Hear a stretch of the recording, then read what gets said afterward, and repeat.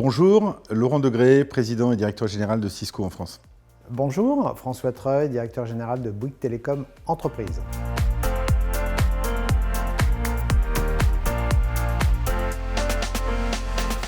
J'ai mis quelques chiffres, j'aurais pu en mettre beaucoup plus.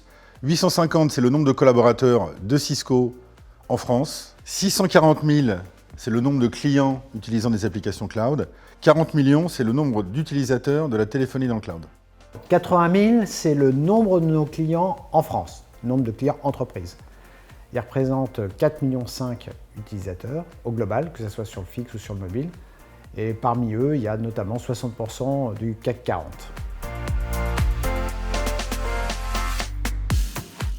Les communications, elles sont devenues surtout universelles.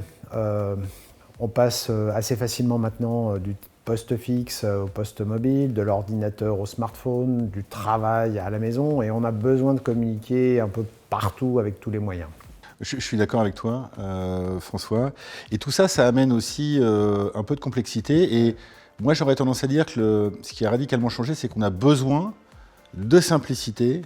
Le One Touch Button, quelle que soit la technologie derrière, il y a besoin de simplicité, d'ergonomie, d'expérience client, en partant du principe qu'effectivement, on travaille de n'importe où, on communique de n'importe où, avec n'importe quel outil. Mais ce besoin de simplicité et de sécurisation, c'est vraiment quelque chose qui est très marquant maintenant.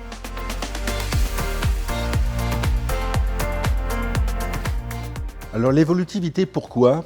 Parce que sur un socle donné, on l'a évoqué, ça doit marcher, ça doit être sécurisé, ça doit être ergonomique, mais la plateforme doit aussi apporter un certain nombre d'enrichissements pour améliorer encore plus l'expérience utilisateur. C'est la réduction de bruit, c'est la traduction simultanée, c'est le focus, la gestion des émotions qui font que c'est encore plus immersif. Et sur la même plateforme, ça évolue dans le temps. Ouais, ça je suis bien d'accord. Ça a beaucoup évolué d'ailleurs. L'expérience s'est vraiment fortement améliorée et je pense qu'elle va continuer à le faire. Moi, je rajouterais la partie qualité. Parce que, bon, vous voyez, une vidéoconférence, une visioconférence, c'est aussi le temps qu'on met à la démarrer, d'éventuels problèmes techniques pendant la durée de la visio. C'est important d'avoir une maîtrise de la qualité de bout en bout, ce qui suppose le réseau et la technologie, évidemment. Est-ce que c'est bien clair? Moi, je ne sais pas, j'ai mis oui et non, en fait. Parce que le vocabulaire téléphonie fixe, il a disparu du vocabulaire des décideurs informatiques.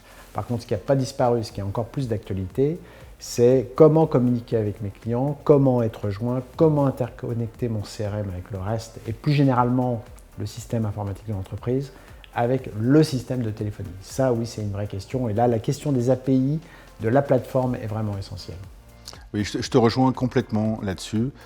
Et plutôt que de parler de téléphonie fixe, la téléphonie, n'oublions pas que 65% des communications, la collaboration se fait par la voix. Donc oui, c'est important. Oui, il faut le prendre en considération. Mais effectivement, la téléphonie fixe doit s'intégrer dans les applications métiers, avec des connecteurs, avec des API, et se rendre transparente en termes de technologie.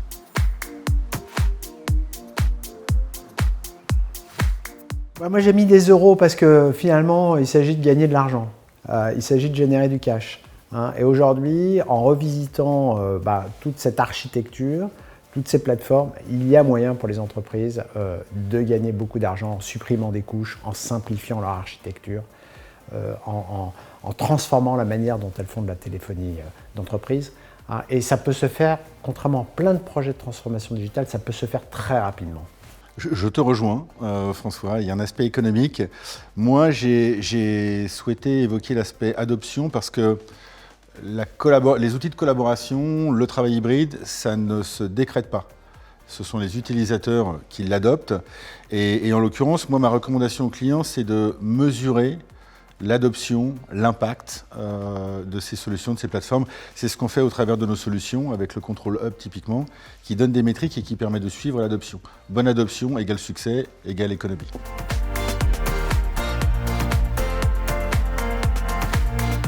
Numéro 1, évidemment, c'est le sens du partenariat. On utilise le meilleur de la technologie, la meilleure plateforme.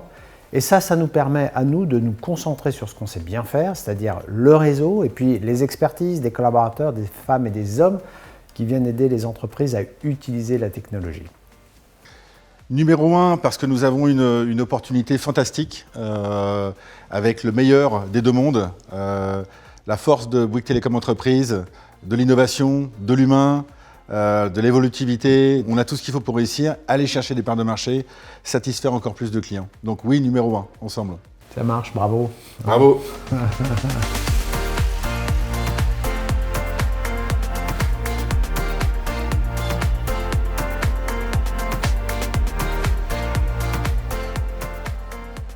On est fait pour être ensemble.